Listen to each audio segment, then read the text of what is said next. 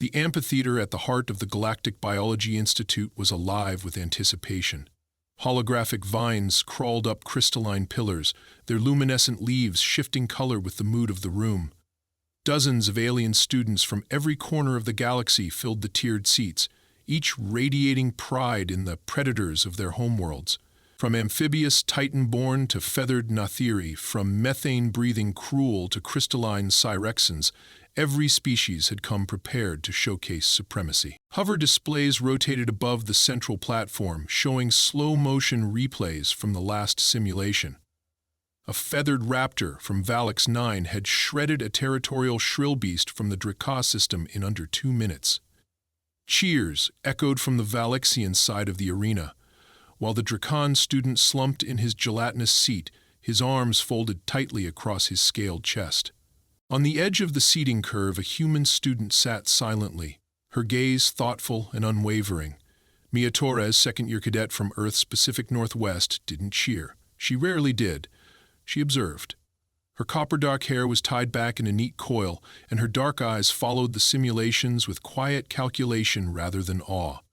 Next challenge queue open, announced the amphitheater AI.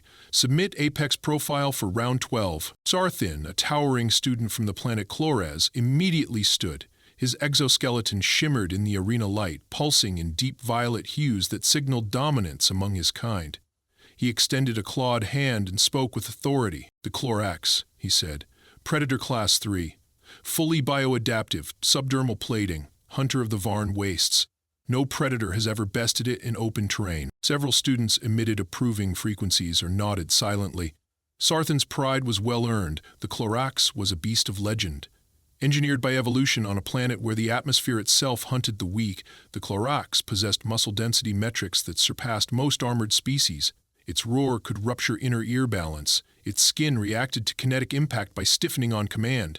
The last time it was simulated, it dismantled an Apex-class Therax beast in 17 seconds. Mia said nothing. Sarthin's compound eyes turned toward her with smug amusement.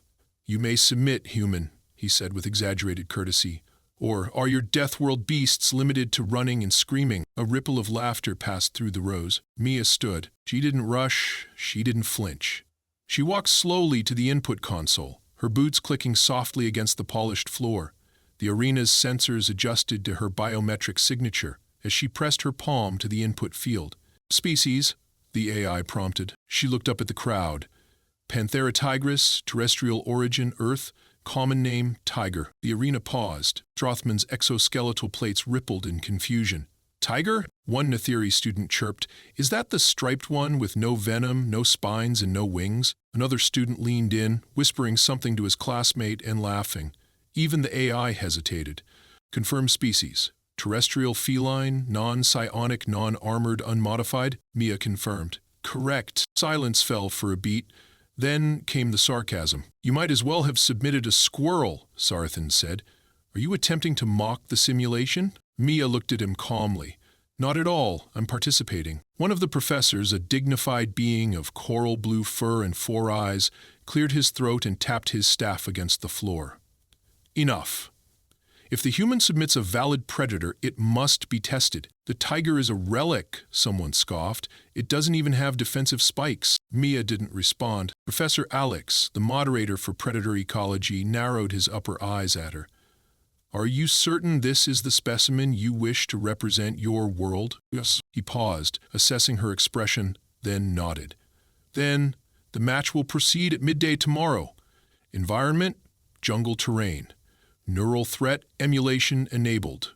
Combat until submission or simulated death." Mia turned and walked back to her seat. Sartin leaned closer to her as she passed. "Your animal will be erased before the first minute ends." She stopped, her voice quiet and even. "It doesn't roar to intimidate, it waits to kill." He blinked, confused by her tone, but she kept walking. Back in her seat, she opened her tablet and began refining the profile, adjusting for muscle memory, hunting patterns, stealth algorithms. The simulation would use Earth's deep learning wildlife banks. She'd chosen the Sundarbans tiger, larger, leaner, and more aggressive due to isolated evolution. She remembered the day she saw one in person, behind reinforced glass at a sanctuary, its eyes locked with hers. It hadn't moved. It hadn't made a sound. But in that stillness, there had been the unmistakable weight of ancient power, not bred, not engineered, not augmented, just a creature that killed by choice, not by noise. And tomorrow, she was going to let the galaxy watch it do what it had done for thousands of years. Not dominate, not charge, just vanish and then strike. The simulation chamber known as the Cradle was the Institute's crown jewel, a domed biome built to replicate any terrain in the known galaxy. It was a self-correcting system of climate controls, atmosphere morphing, magnetic elevation fields, and scent distribution microjets. It didn't just simulate an environment, it became it. By midday, the amphitheater was filled to capacity.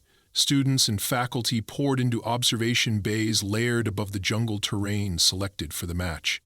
Bright green foliage unfurled below, complete with towering flora imported from Earth's tropical scans and alien vines reprogrammed to mimic Chlorian forest canopy density.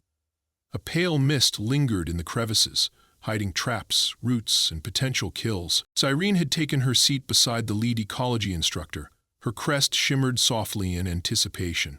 She was curious, if skeptical. She had reviewed Mia's tiger data the night before. Agile, solitary, adaptive, but it still lacked the visible flair of the galaxy's monstrous apex hunters. Mia entered last. She carried no datapad, her hands were behind her back. Her posture was relaxed, but her eyes were locked on the canopy, as if she could already see the simulation playing out. She stood behind the interface console as the administrator prompted her. "Species locked?" he asked. "Yes," she replied. "Bengal tiger, female, wild-born, scanned from Earth Region 3C, Sundarban's biosphere. Behavioral override? None," Mia said. "Use instinctive mode." That answer caused murmurs in the upper tiers. Most students who submitted predators used enhanced profiles, faster reflexes, heightened aggression, reaction triggers. Mia hadn't activated a single modification. She'd chosen her tiger as nature had made her. "You're allowing it to act entirely on instinct?" Sarth called out with a dry hiss. "Do you expect her to meditate the Clorax into submission?" Mia gave him a look. "No, I expect her to do what she was born to do." "Sim download complete," announced the AI. Beginning genetic rendering, a surge of blue light burst in the center of the arena. A lattice of hard-light mesh formed rapidly, outlining a quadruped shape in flickering geometry. Then came the skin, muscles layered across digital bone. The tiger appeared, inch by inch, a living sculpture unfolding from light and code. When she stepped forward, alive, breathing, solid, every voice in the amphitheater fell quiet. The creature was magnificent.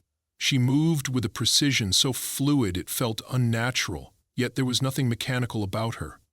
Her stripes were darker than expected, almost black against golden orange. Her eyes glowed amber, and she blinked slowly, surveying her surroundings as if the arena didn't exist. No sound, no vocalization, no display of challenge. She walked silently into the underbrush and vanished from view within seconds. The jungle accepted her like a phantom slipping into mist. The Clorax spawned seconds later. Starthan's submission had followed the usual pattern: neural augmentation, reactive defense mechanisms, spike deployment calibrated to track heat signatures. The beast entered with a shriek that rattled the foliage from the upper branches. 10 feet tall at the shoulders, 6-clawed limbs, and a snapping tail that hissed with kinetic whips, the Clorax did not move quietly. It announced itself with every thunderous step. It didn't hunt. It owned the terrain by force. Cyrene leaned forward. "The tiger's at a disadvantage. It's outmatched in size and sensory range." Professor Alex adjusted the spectral overlays. "Then let's see what adaptation really means." On the third monitor, heat signatures displayed clearly. The Clorax glowed bright red, overheated, almost pulsing with internal stress from its roar-heavy behavior. The tiger barely registered. Her body temperature, always lower than most predators, disappeared into the background with deliberate stealth. "She's suppressing her heat to stay hidden," Mia said quietly. "She knows to do that?" a student asked, stunned. Mia nodded once. "Of course she does. She was born hunted by men with rifles.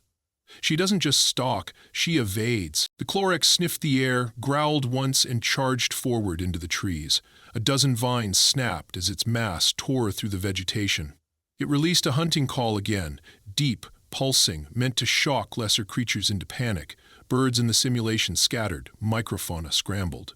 But there was no answer from the tiger. She moved without disturbing a single leaf. Even Sartan had grown quiet now, his mandibles pressed tightly together. The tiger hadn't attacked. She hadn't even growled. She was watching. The Clorax swiped at shadows, crashing into thickets that seemed to whisper movement. On the heat display, the tiger reappeared only for seconds at a time, shifting position, never remaining in one place for long.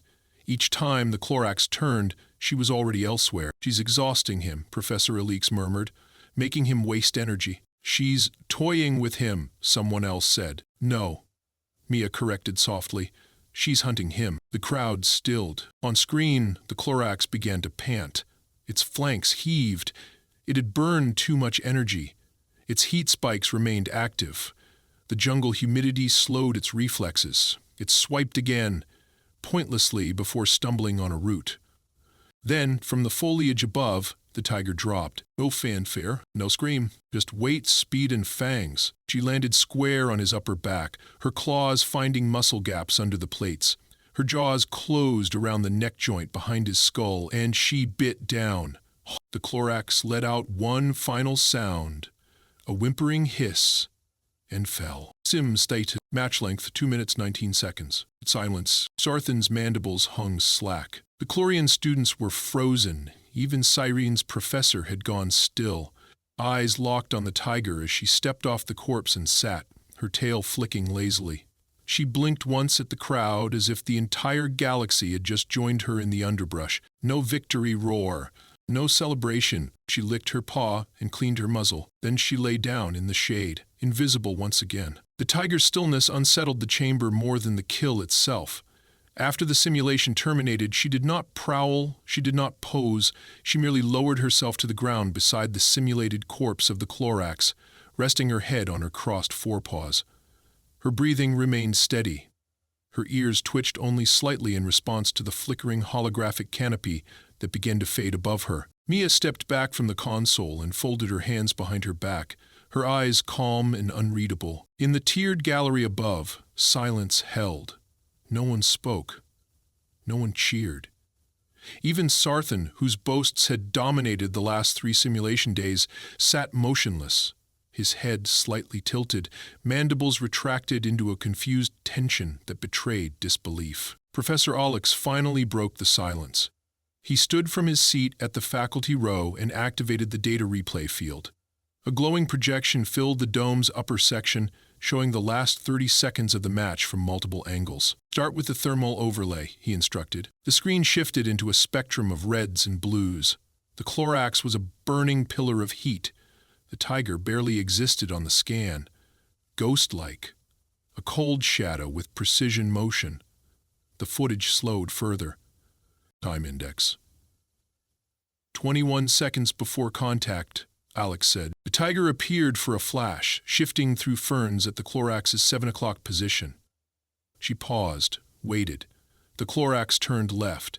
She retreated, reappeared again behind a fallen log, moved silently, always circling, always behind. She was learning him, the instructor muttered, not reacting, studying. The visual changed again, now from the Clorax's perspective. The creature charged 3 times, twice at phantom movement, once at a decoy heat bloom caused by displaced foliage. His energy levels, tracked in the bottom left corner, fell with every failed engagement. Meanwhile, the tiger conserved hers. A few paces, a few calculated steps, and then, the moment. A leap. The velocity readout blinked. 49 kilometers per hour at launch. Full speed from complete stillness, the AI confirmed. 0 windup. Maximum acceleration achieved in 1.4 seconds. A few alien students shifted uncomfortably in their seats. The Nathiri pair who had giggled earlier were now silent, eyes locked on the image of the tiger mid-air, jaws open, eyes laser-focused on the back of the Clorax's head. Professor Alix turned toward the audience. This creature does not kill to assert dominance. It does not howl. It does not threaten. It does not broadcast. It survives by not being noticed, until it ends the fight. Sarthan finally spoke. She was smaller, weaker, Why didn't the Clorox detect her? Mia turned her head slightly. Because he was loud. And he was proud. She didn't need to overpower him. She needed to outthink him. Earth's apex predators aren't the biggest. But they don't need to be. Another student, a feathery-eyed Icarot male, lifted one of his wings uncertainly. Is that standard behavior? Or was this a special tiger? Mia replied evenly. Standard. In the wild, she would have been one of thousands. They don't need training.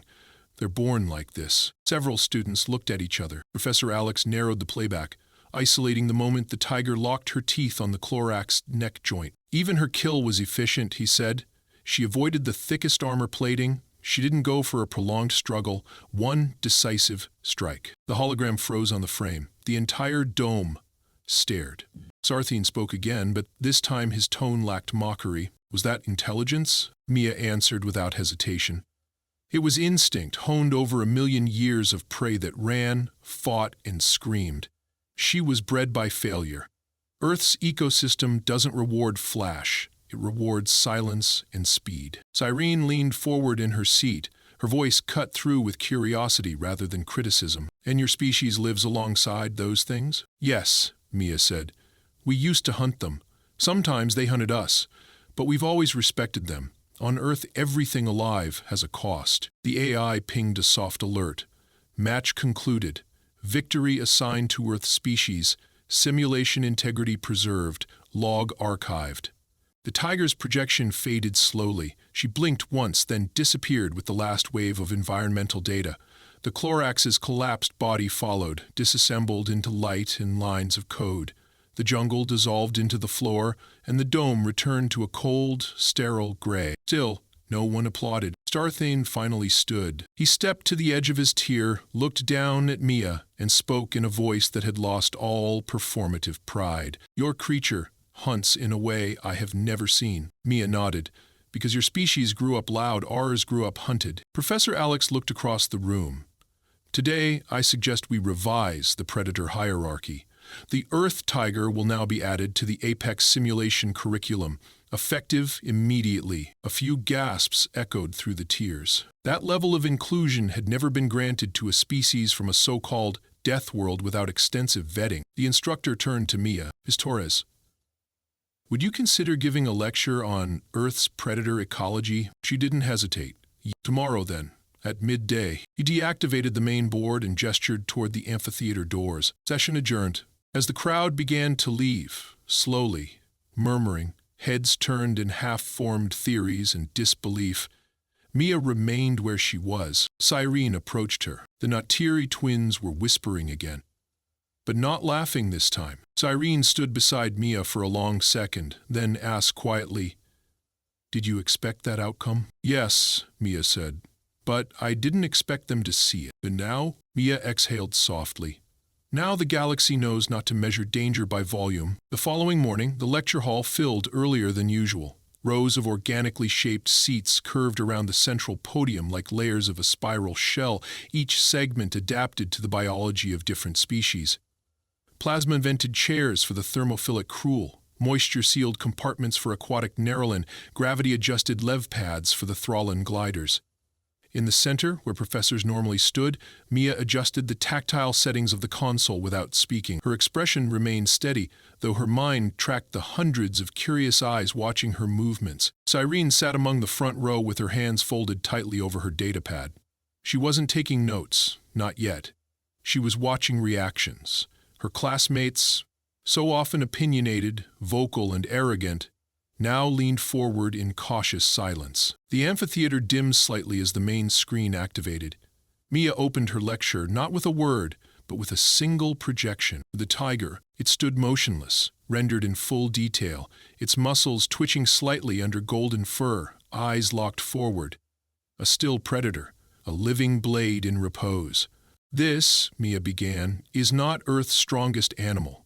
It's not the fastest, it's not the largest, but it represents the essence of what a predator on Earth must be. Invisible until it's too late. She touched the console, and the hologram flickered to a different species. A cheetah, running at full speed through tall grass. Then a crocodile lying submerged, only its snout and eyes above water. Then an owl flying low, silent wings outstretched over a snowy plain. Earth does not reward dominance displays, she continued. It rewards precision, energy efficiency, opportunism, and perhaps most importantly, patience. The cruel student raised his voice cautiously. But isn't there value in intimidation? Most apex species we've studied deter conflict through threat display. Mia nodded. Earth predators rarely do that. Threats are invitations to escalation. On Earth, escalation leads to unnecessary injury, and injury means death, even from infection. So Earth's most successful predators avoid warning. They prefer to end things in one move. She gestured, and the screen displayed a side-by-side of a silverback gorilla posturing and a tiger creeping through brush. Then both images vanished. Sometimes Earth's predators look like prey. That's part of the game. A creature that appears weak, distracted, or slow might just be pretending, because it knows how to win when the moment comes. From the back row, Sarthan raised a clawed hand. His voice had changed. It lacked the booming pride it once held. The Clorax didn't fail because it lacked power. It failed because it couldn't see her. But that makes your predators deceptive, dishonorable. Mia looked at him calmly. No, not dishonorable, practical. On Earth, survival doesn't care about fairness. It rewards the one who's still breathing after the fight. Honor has no meaning to a creature trying not to starve. He said nothing. Another student, a graceful, translucent-skinned Virellan, spoke next. But how do your species coexist with creatures like this? You said you lived beside them. Why haven't they exterminated you? Mia touched the console again. New images. Early human tribes standing near firelight. Dogs lying beside humans, tigers pacing behind steel barriers. Because we learned. We studied their habits, tracked their migrations, built shelters, bred warning systems into our instincts. In return, we gained respect, sometimes partnership. Other times, we fought. But Earth taught us a rule early. If you can't run faster, think better. Serene finally raised her hand. If predators on your planet hide their strength until the final moment, she asked, does that apply to your species too? The hall fell quiet. Mia hesitated just a fraction of a second before answering. Yes, she didn't elaborate. She didn't need to. A slow murmur passed through the room. Mia let it linger. Then she called up a final simulation on the screen. It displayed a grid of predators. Earth species on one side, galactic apex predators on the other. For each match, the screen showed mobility, energy output, kill success rate, hunting method. The tigers, wolves, and snakes did not win on raw force, but their success rates were unnervingly high, especially when targeting creatures larger than themselves. The alien side revealed a truth most hadn't wanted to confront. Many of the galaxy's invincible predators had never once had to adapt. They were apexes by default. Unquestioned, untested, surrounded by species who submitted. Earth's predators earned the top of the food chain every generation. When the lecture ended, no applause came. It wasn't needed. Mia deactivated the console and stepped down. A few students leaned in to whisper as she passed, but none spoke to her directly. It was Cyrene who caught up with her in the corridor outside. You changed something in there, Cyrene said. They won't say it, but you did. Mia adjusted the strap on her bag. I didn't do anything new. I just let them see what we've always lived with. Do you think they're afraid of you now? No. I think they're afraid of the quiet. Because on Earth, quiet doesn't mean safe. It means someone's watching. Cyrene laughed quietly, not mockingly, but with wonder. As they walked toward the dormitory cluster, two faculty members passed them, speaking in low tones about rebalancing simulation courses and reclassifying the Earth fauna section as required study. One mentioned a proposal to bring human zoologists on rotation. Another referred to Mia by name. She pretended not to hear them. Later that evening, she returned to her personal quarters, dimmed the lights, and activated her private holo viewer. She summoned the tiger's final match again, this time at regular speed. She watched the moment the predator emerged from the shadows. Not the leap, not the impact, just that instant when the eyes locked and the tiger moved with purpose. She watched it 3 times, then she whispered, "Thank you." The playback flickered off. She lay back, eyes closed, and exhaled slowly. Outside her room, beyond the curved corridor of the institute, students and staff still argued in study halls and private forums about what had happened. Most of them didn't have answers yet. A few didn't want any, but one truth had already rooted itself across the station. Loud creatures were dangerous, but the ones who hunted in silence, those were the ones to fear. The Galactic Biology Institute did not change overnight, but by the 3rd cycle after Mia's lecture, the tone across its research halls and simulation chambers had shifted. It began subtly, quiet adjustments in predator taxonomy tables, footnotes added beneath the Clorax's previously unchallenged description as the uncontested apex of Biome Class 7, and most tellingly, the sudden increase in cross-campus requests for Earthorn datasets. Mia sat at a circular table in the Tier 2 Comparative Ecology wing, tapping slowly through projection slides. She had not intended to become a reference point for Earth's natural hierarchy, but requests kept arriving. Student groups asking for behavioral breakdowns of wolves, swarm tactics of ants, venom delivery in king cobras. The last one had surprised her.